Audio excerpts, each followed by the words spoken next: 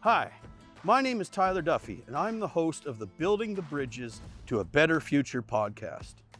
I was born and raised in Lacombe, Alberta, spending my formative years growing up on a buffalo ranch. After high school, I became a power engineer and spent 11 years working in the energy industry. I left that career behind and moved on to study a psychology degree at Red Deer Polytechnic. While completing that degree, I read one thing that stuck in my head that began to change my thinking, shape my beliefs, and ultimately guide my decisions from that point forward.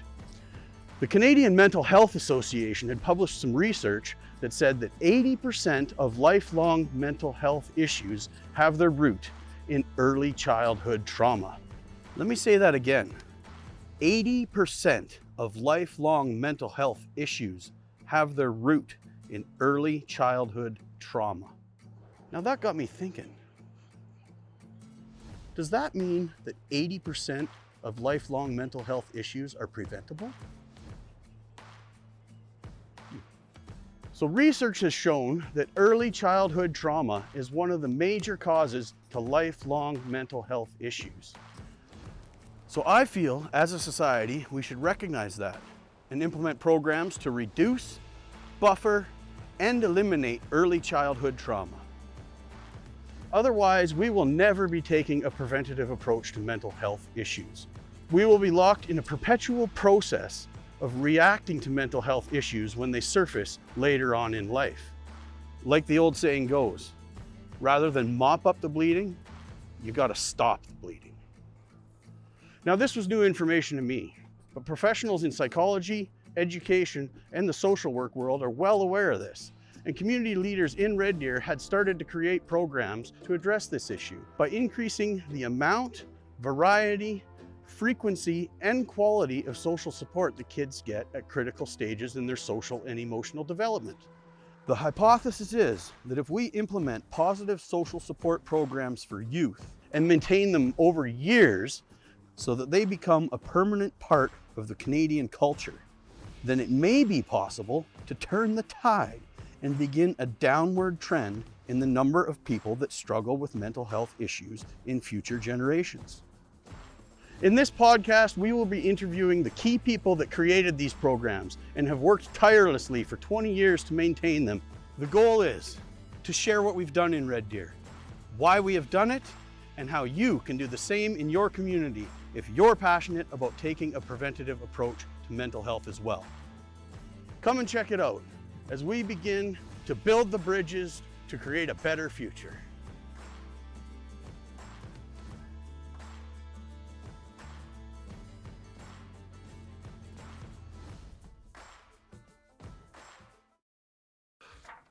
Okay, welcome to this episode of the Building the Bridges podcast. Today we're with Rania Page as our guest. I met Rania, would have been, like 20, when was the first years of Grow Kids? It's like early 2010s, right? Oh, probably. I finished my psych degree in 2012, so it would have been shortly before that, so 15 years ago now. So yeah, the first season of this podcast talked all about Go Girls and Nights in Training and how that evolved into Grow Kids.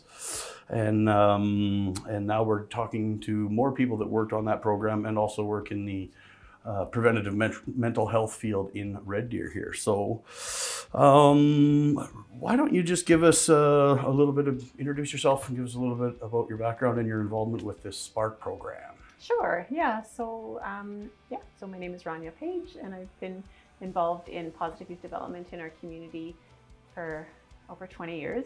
And my role on the SPARC Coalition is that I'm co-chair, and I had a hand in developing SPARC in 2017 with a colleague of mine, Denise Ferdine, from one of your previous episodes. Yes. Yeah. Cool. Let me just kind of rabbit hole down this here. So when I was doing my psychology degree, I kind of landed on the belief that if we devote a lot of resources to preventative mental health now for younger kids, right, then hopefully that will, reduce the number of people that struggle with mental health issues later in life, kind of like a prevention is better than a cure sort of thing, right? Do you agree with that? Am I on the right track there? Do you have anything to add to that? Yeah, To expand on 100% that? agree. I think the more that we can do to prevent any type of difficulties in young people, the better they are. They are, absolutely.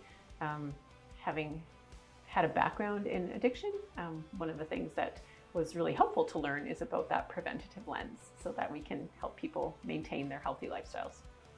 Yeah, that's where I landed on it. It's kind of like, you know, if you're treating mental health issues with adults, you're kind of waiting until people have fallen in the river, so to speak, and then trying to rescue them downstream. But if you go further upstream of the problem, you can figure out why they're falling in the river in the first place and prevent that. Exactly. Or, you know, work to reduce that. Yeah. So that was basically the whole purpose of this podcast, is to kind of spread that message that if we can reduce, buffer, and eliminate childhood trauma or childhood struggles early on in life, then we'll have less adults later in life That are struggling. Yeah. Yeah.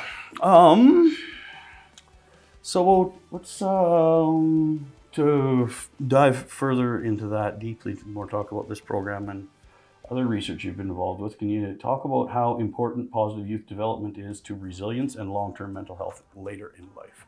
Yeah, so I think first it's important to talk about like what is positive youth development. And so basically it's an approach to help young people thrive and to be their best. And so it's focused on strengths and helping them kind of develop their competencies rather than looking at fixing problems.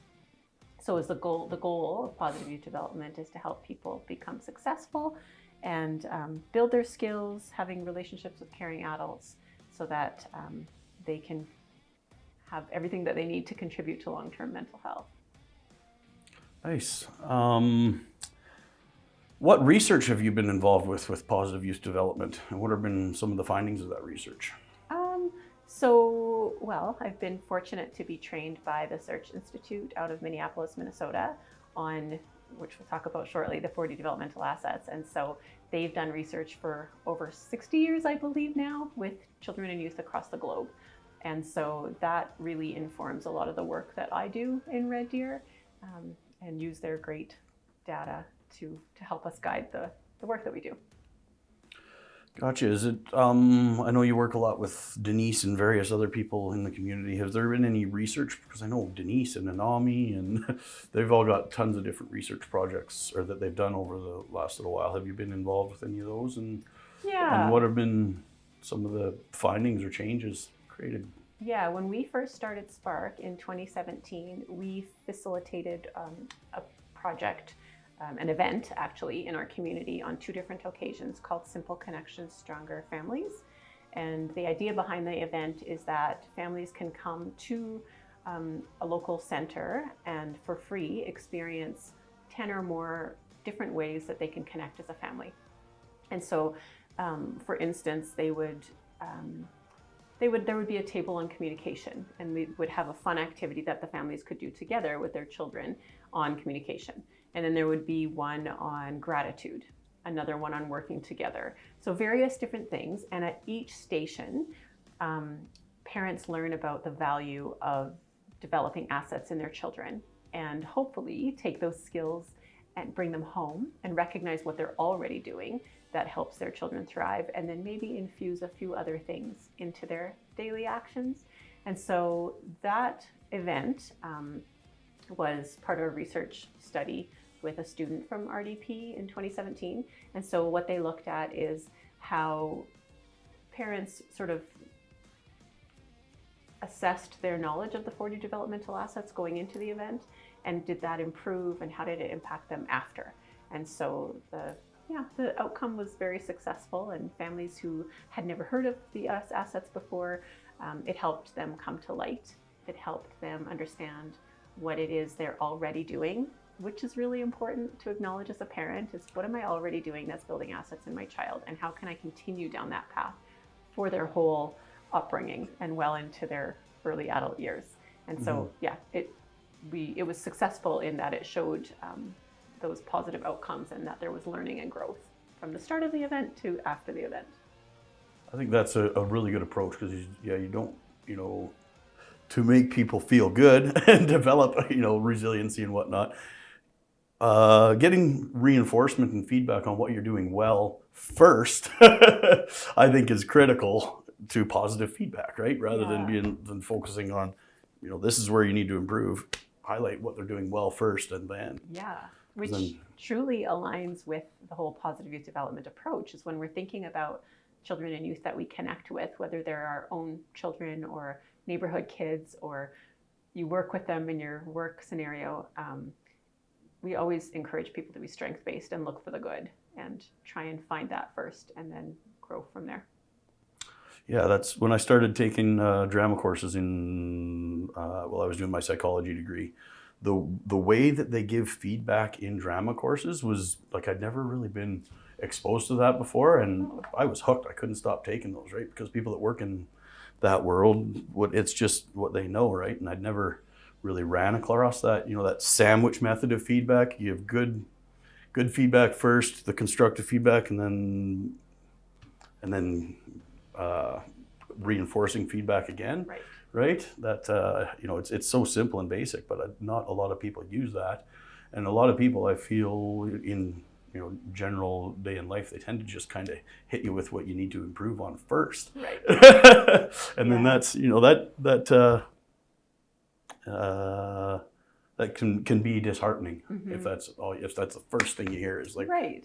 Yeah, as a mom, I've had lots of opportunities to practice that over the years, and I remember vividly one day walking into the kitchen, and my son was pretty little, but he had spilled milk all over the kitchen floor, a lot of milk, and he was cleaning it up when I walked in, and I immediately remembered everything I had just learned in our training, and so I said to him, "Hey, great job cleaning up that spill. Can I help you?" Versus probably what would have been my previous reaction is like, "Oh man, we have this spill, we're late, we gotta go, we don't have time for this." Yeah, your knee jerk is like, right? Which I think is really normal for a lot of people.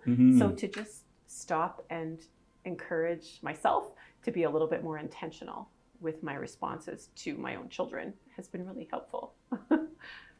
Awesome. So that research project, so you said there was 10 different things. Like, we won't go through all 10, but can you kind of pick maybe 2 or so of the ones that spoke most to you out of that project, just to kind of dig into that a little deeper? Yeah, sure. And actually, I'll hold on to the next question. Yeah, okay. So yeah, let's talk about 2 or 3 that really resonated with you that you can talk about briefly. Sure. I would say one is the Working Together activity station. And it's a really fun activity where you have parents and child actually connected with some ropes on their wrists, and it's called magic handcuffs. And so the idea behind it is that they have to figure out how to disconnect without simply taking the ropes off their wrists. And so there's a lot of climbing over each other and behind each other, and a lot of laughter and a lot of fun, which is really great because we're helping that relationship grow in a positive way. And often people don't solve it, but what we're there to do is to offer suggestions or a little bit of assistance or a little bit of help. And eventually they solve it. And it's really exciting for the duo, or the dad and the child, or the mom and the child, or whomever, siblings even. And so we picked that activity because it fuels into the developmental asset framework, which I know we haven't talked about yet, but we'll get there, yeah. Yeah, it kind of encourages that competence in children and youth, encourages their self-esteem as they work together with their loved ones. Work through some challenges together and know that you can do hard things, and that when life throws you these difficulties, whether you're 5 or 15 or 25, you can do it. And with a little bit of help, sometimes we need help, that's okay to ask for, things can be successful. So that was kind of probably one of my favorites. That one does sound good. I'm kind of envisioning that one, and this is what I feel would be the benefit of that. Tell me if you agree. It'd be like, when you're working with some other people, quite often there's, you establish a kind of a who's leading, who's following-ish relationship, right? It's just kind of like natural human behavior, right? Yeah. But I think that program, that exercise, it forces you to work together and switch roles, sort of thing. It's like, this is what I need you to do. Yeah. Okay, this is what I need you to do. But it's not like one person is in charge, giving the orders, doing whatever. It forces that dynamic to really cooperate. Absolutely. Yeah, you really have to work together to work through that one. All right. Do you have one more that you'd like to share? Yeah, we have a gratitude activity that we do, and it's really simple, but the idea behind most of these is that you can replicate them at home or something like that. And so the gratitude activity, we have little magnets that basically says, I'm grateful for, and there's a spot to write down 3 things that you're grateful for, and you can erase them and reuse it. So they can write 3 things they're grateful for as a family, and then they can take it home and reuse it every day as often as they want to. Oh, nice. And the benefit to that is we know that when people practice gratitude, it can positively impact their mental health. And it's just one strategy that we encourage people to use. There are so many, but that's one. And so if it's a good fit for a family, then we've heard that they continue using that strategy. You know, at the dinner table, what's one thing you're grateful for today? Or first thing in the morning before your feet even touch the floor, before you get out of bed, what's one thing I'm grateful for? And when you try to think of something that you're grateful for, it's really difficult to think of things that are bothering you in that moment. It forces us to be present and mindful. So that's a good strategy. For sure. So what was that program called again? The Simple Connections, Stronger Families. Simple Connections, Stronger Families. So is that something, so you said it was 2017-ish when they did that research study. I can't remember, did you specifically hit on what the positive findings of it were? Yeah, so basically parents went in, most people hadn't heard of the 40 developmental assets, didn't know what they were or why they mattered. And by the end of their experience in that event, they left knowing what they were, why they mattered, and how they could build them at home. Gotcha. Yeah. So is that program something that is been maintained? So does that event happen like on a scheduled frequency, like once a month, once every year, or or as needed basis? How does it operate now that it's been created and implemented? Yeah, good question. So I should say that the program we have sort of adapted. It was brought to us from our friends in Lloydminster, but we've adapted it a little bit just to fit our positive youth development lens here. But originally it was a public event that was held at the Collicutt Centre and then at the Daw Centre. And then what happened is among our SPARC coalition, we had a few members who said, we'd really like to host this at our schools that we work at. And so that's the direction it took. And for several years, it was actually quite beautiful. We had probably 2 to 4 events every year. At all the schools in Red Deer? 2 to 4 different schools. 2 to 4, okay. So a school would say, we'd like to host this, and then our SPARC coalition would come and help volunteer at the event. They would provide some volunteers. We'd give them all the supplies they need. Nice. So all they have to do is make it happen.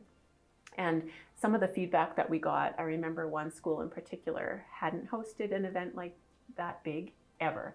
And they had said, we had over 300 people come out to this event, and we have never had that kind of an outcome. So do they just kind of put it out to the the parent email and be like, hey, we're having this event?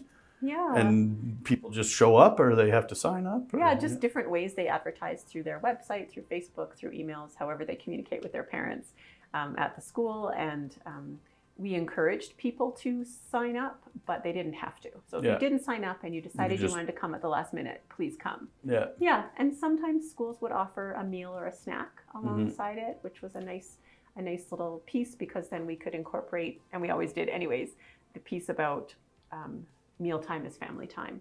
Yeah. And that connection and eating together has so many positive mental health benefits as well, and also reduce risks in children and youth as they develop and grow. So that's kind of how the event has run over the past few years, has been quite successful. And then we had another public-facing event that we hosted at the YMCA a few years ago. Nice. Yeah.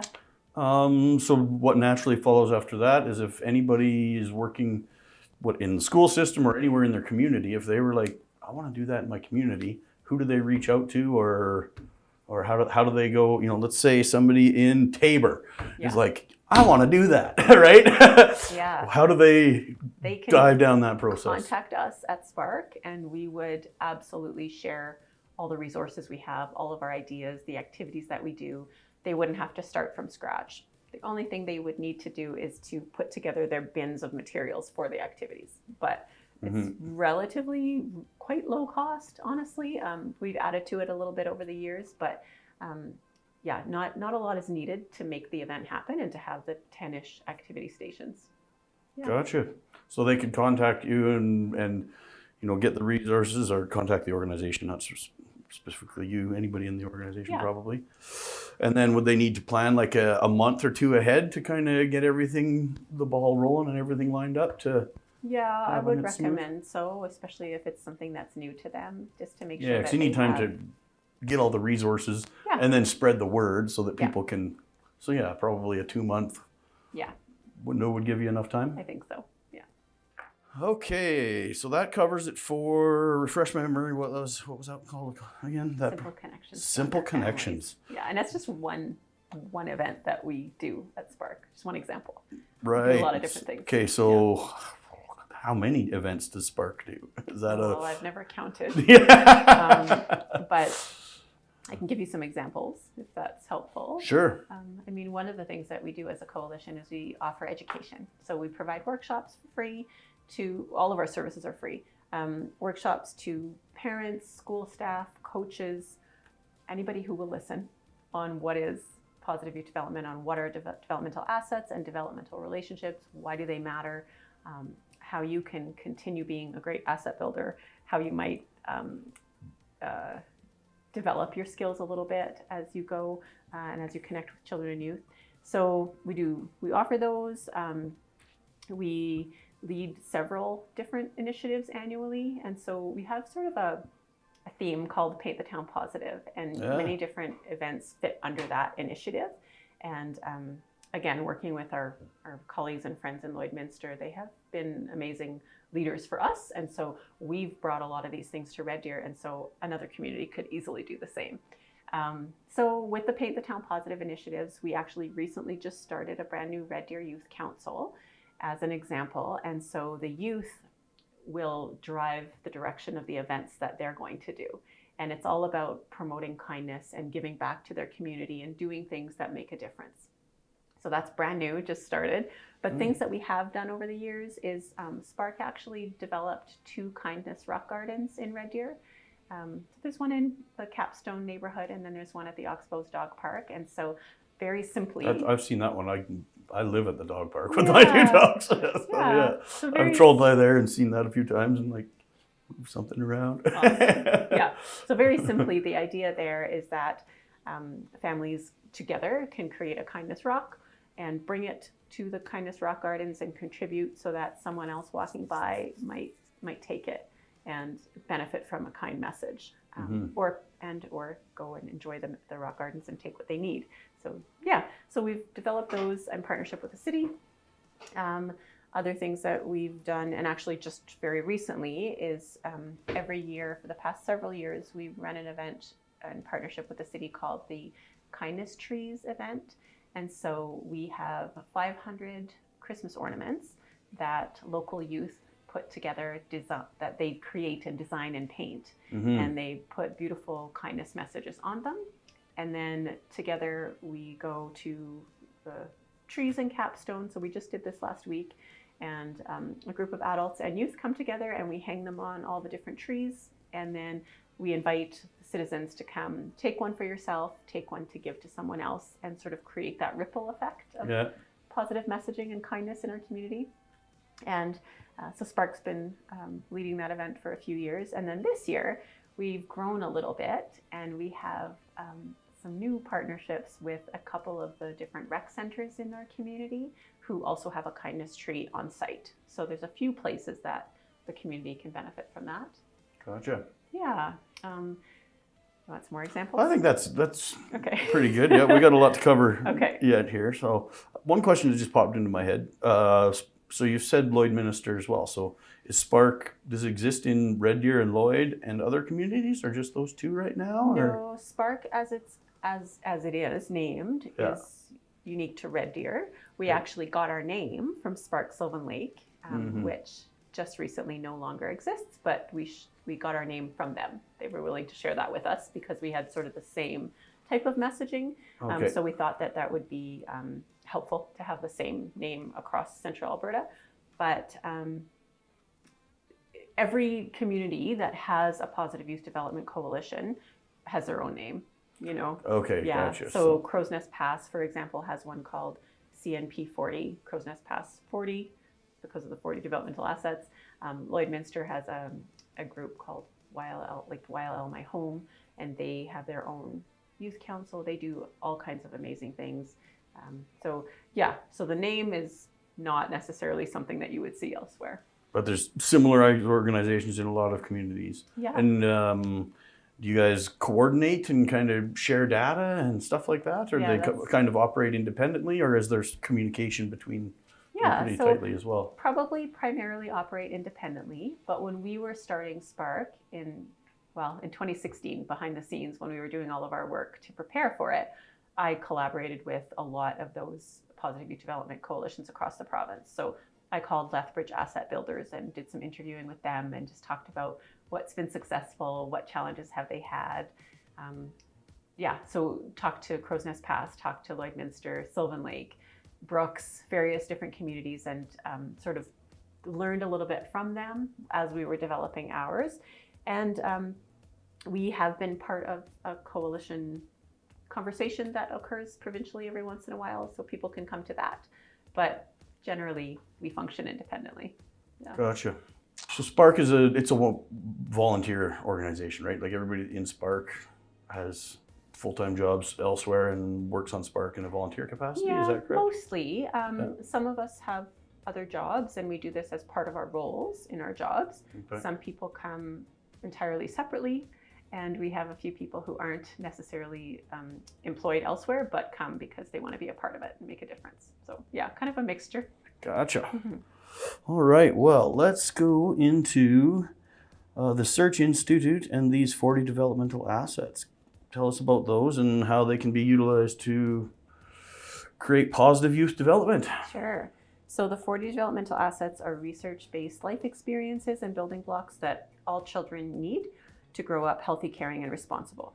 So they're divided into two categories. We have internal assets and external assets. And as adults, we have the ability to have a little bit more impact over the external assets. But when we build those intentionally, the internal assets start to grow at the same time. Okay. So just before I kind of explain them a little bit more, I'll just give you a couple examples of the assets. So yeah, I'm looking through them here. Yeah, so for instance, family support. So having family support is super important. Another example is service to others. So being involved in giving back and kindness and doing kind things for other people. Boundaries and expectations, positive values, so things like integrity, honesty, responsibility. Social competence, so planning and decision making, cultural competence, resistance skills. So those are just some examples of the 40. But the one thing I always say to people is you don't have to know all 40 of these or memorize them to be an amazing asset builder. And I think that's really important for people to remember. You can have a copy of that and refer to it all you want, but once you start building these assets in young people, or maybe you already do and you're learning about it and you want to be a little bit more intentional and deliberate, you have a beautiful recipe for an amazing asset builder. And so I was saying as adults, we have more impact over the external assets, but when we build them, the internal assets start to grow naturally. And so we play a role every single day in building assets in children and youth. And so whether you have your own kids, whether you're an auntie or an uncle or a grandparent or a neighbor, or maybe you really just don't encounter kids in your life except at Subway when they're making your sub, a 16-year-old across the counter, or you're checking your mail and the neighborhood kid rides by. All of us have an impact, a positive opportunity to have a positive impact in the life of a child through those relationships.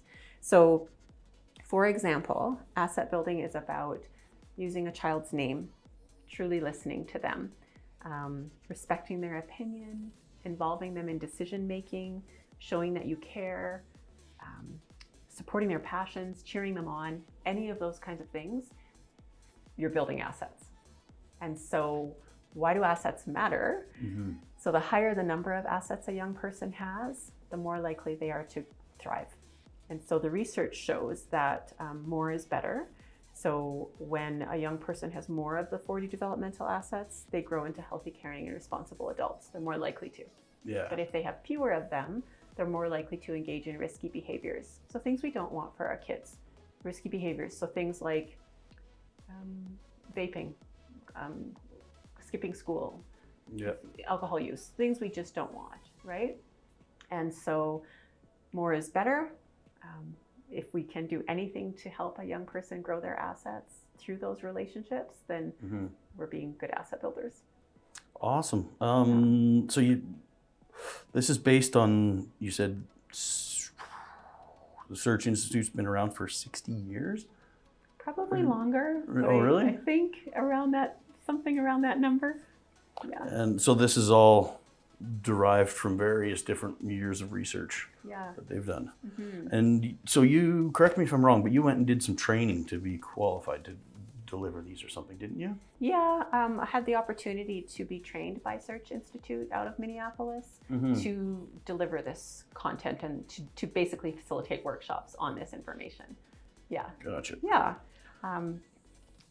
So how long was that training that you had to? I think it was 2 or 3 days. It's been a few years now. Yeah. But have kept that training up through virtual learning with them, or basically receiving their newsletters and reading their recent data, things like that.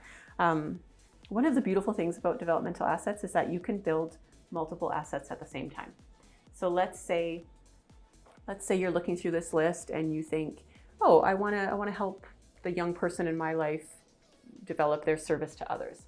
So I'm going to teach them about things like opening the door for people, shoveling their neighbor's walk, or bigger things like picking up garbage in the community or whatever. It can be little to bigger things. But when you're doing that, you're going to be building multiple different assets at the same time.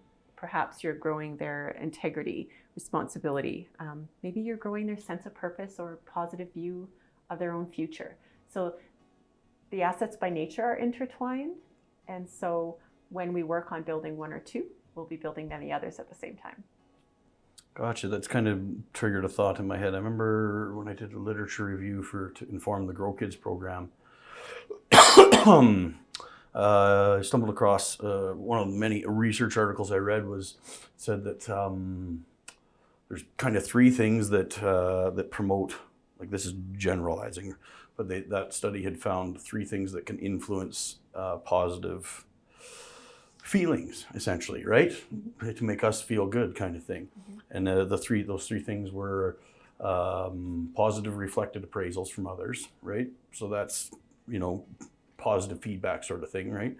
The other one is positive self-appraisals, and then the third one was social comparisons. So the way I kind of construed that is, like, those are the 3 social things in the world that will kind of trigger, dopamine or good emotions into our system. So I see a lot of these are creating opportunities for those positive reflected appraisals, right?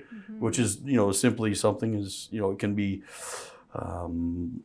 something as simple as noticing the behavior a kid does and then taking the time to say, like, hey, that was really nice of you, that was good of you, kind of thing, right? Yeah, being strength-based.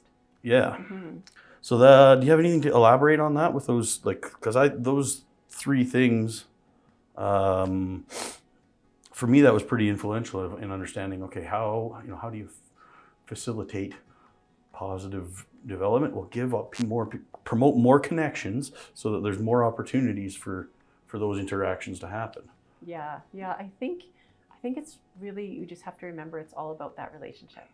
And so it's through relationships that we build assets. And so often when I'm talking to a group of parents, I'll ask them, in what ways are you already building these assets? And they can list a ton of them, which is fantastic. So to celebrate the ways we're already building assets, but then to look at, okay, is there an area as a parent or a coach or a teacher or an EA or whomever, is there a way that I can grow my asset building skills so that I can focus on that relationship? And so one example is the Search Institute talks a lot about SPARCs, and a spark is spark with a K, not a C, is your joy, your passion, the things that bring you, that make you happy when you're engaged in them. And so whatever that is, one of the things that Search Institute shows is that when a young person knows their spark or sparks and has an adult who supports it, they're more likely to grow up great. So they're more likely to have empathy, do better in school. They actually have higher grades. There's kind of a list of a whole bunch of things that happen just by knowing their sparks and having adults who support it. And why that's important is because as adults, particularly if you're struggling with a young person, you can use those sparks as a tool to build that relationship.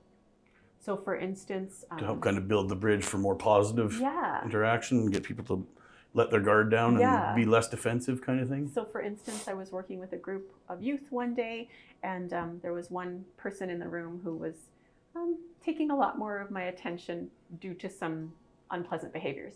And so I found out that he was trying out for basketball and has a passion for basketball. And so I started to make a connection on that. How did your tryouts go? Tell me about that. What happens next? And so we started to build that relationship. We used that as a tool, and we started to see some positive improvements.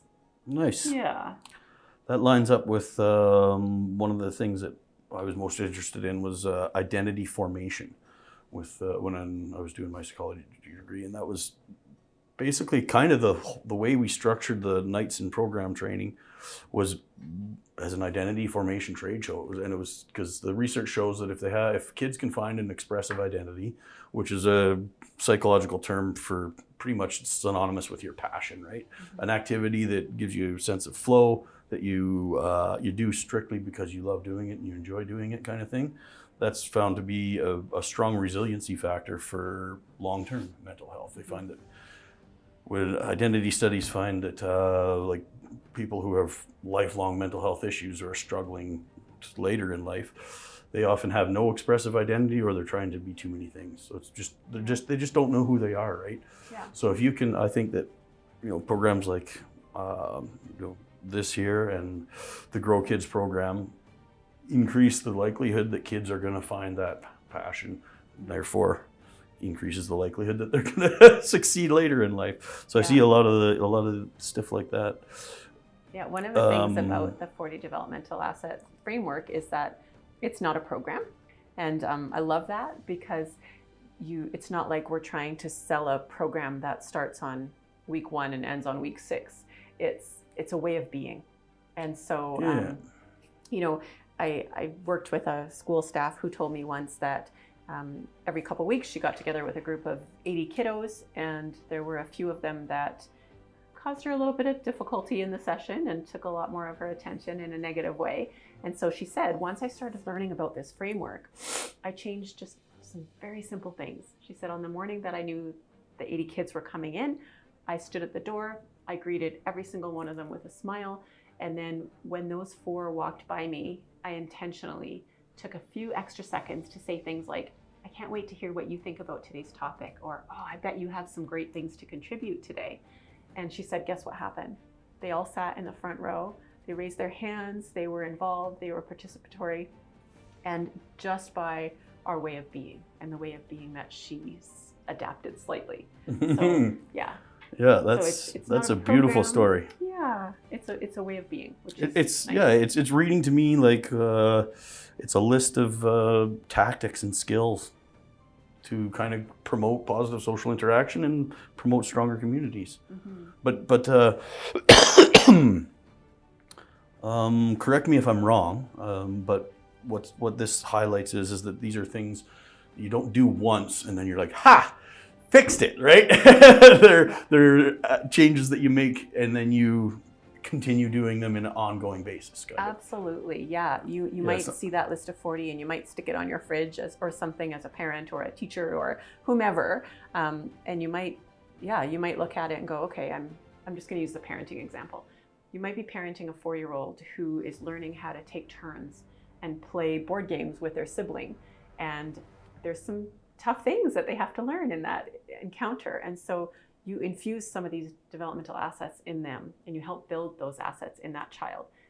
but then you need to continue building those assets all throughout their development. So when they're 13 and when they're 17 and when they're 21, it's super important to continue building those assets. And people grow and change. And so I think that's really important. I work with a person who works at RDP who doesn't have any children of her own, but will often say, my students are the people I'm building assets in every single day. And it's super cool because most of them are young adults and their brains are still developing. And so she has an opportunity every time she's building a positive relationship with them to help take them from 31 assets to 35 or from 10 assets to 15 or whatever.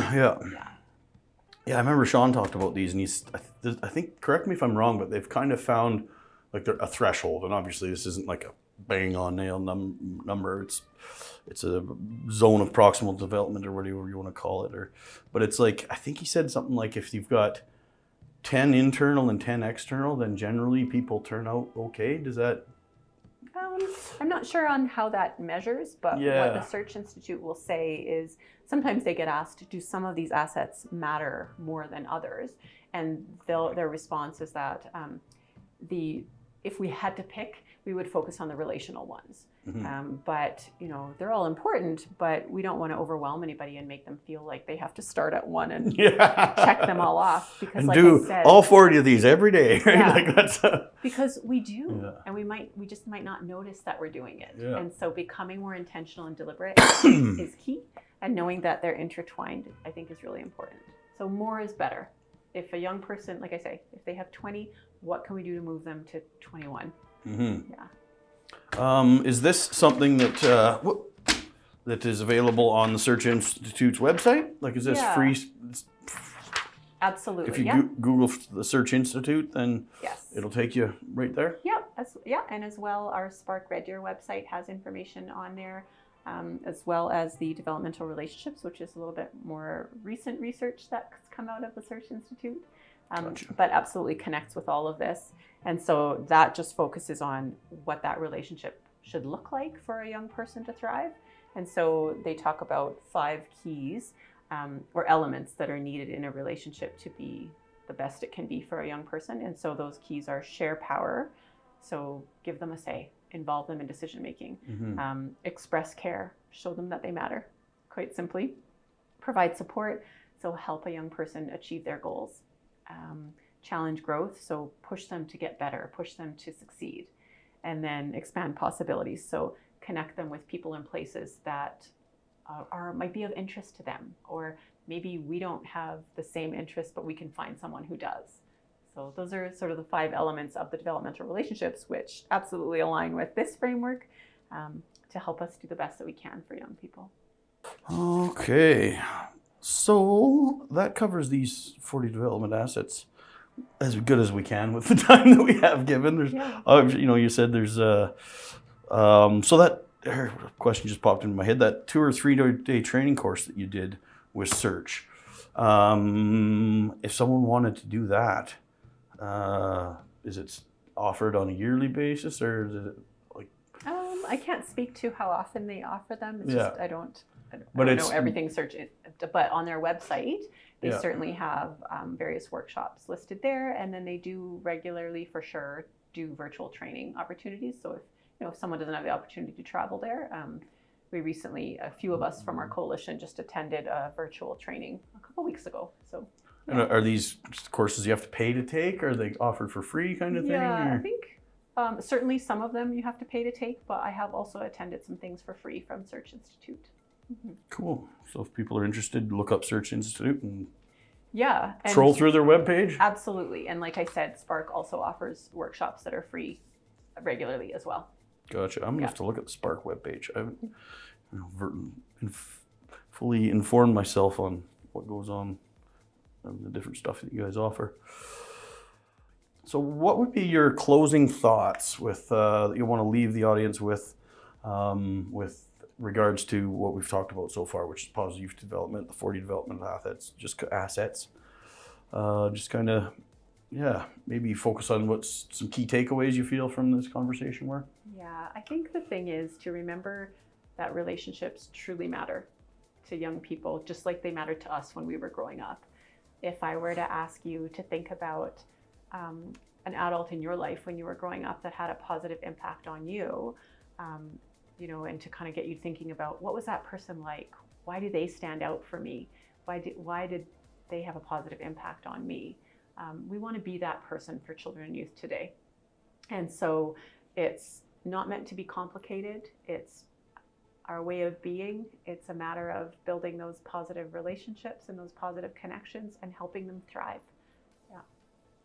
Yeah, that kind of one thing that triggered that in my head is, you know, one of the things on here is positive role models and various different role models kind of thing. So that's, you know, we're kind of going to that cliche saying it takes a village to raise a kid, right? But Absolutely. I think, you know, the more positive role models they have, the more resiliency they will develop. Absolutely. Yeah. You know, I'll just share this quickly. I worked Yeah. with a former RCMP superintendent who used to jokingly say that, you know, he didn't love spending time with his in-laws, but he booked it on the calendar and made time for it so that his kids could have that positive connection in their lives and to expose them to multiple different caring adults as they were growing up.